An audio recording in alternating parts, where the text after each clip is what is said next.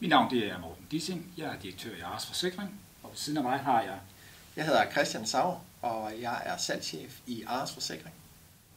Forsikring er jo et spøjsprodukt. Man bruger en masse penge på forsikring, men man håber jo egentlig aldrig at få brug for det. Fordi hvem synes, det er sjovt at have en skade? Og når vi fik kontakt med You Can Do It, så vi her nogen, der havde mulighed for at arbejde på det her, før skaden sker. Derfor indgik vi i et samarbejde med You Can Do It.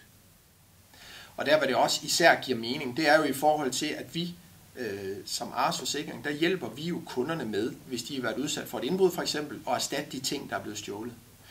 Der, hvor vi har svært ved at hjælpe vores kunder i dag, det er jo den ubehagelige oplevelse, de står tilbage med efter et sådan indbrud, eller sådan en oplevelse.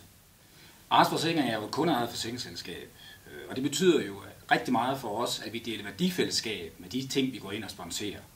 Eksempelvis betaler vi også penge til børnenes trafiksikkerhed i forbindelse med, at vi har en donation, hvor man kan søge landsdækkende til den.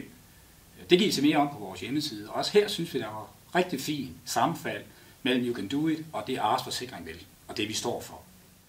Men der, hvor det virkelig giver mening, det er jo, at vi går ind og støtter You Can Do It, som jo er en forening, som har til formål at sørge for, at der kommer færre af de kære unge mennesker ud i uføre og dermed ender i berigelseskriminalitet, som giver den her type oplevelser ved vores kunder og danskerne generelt.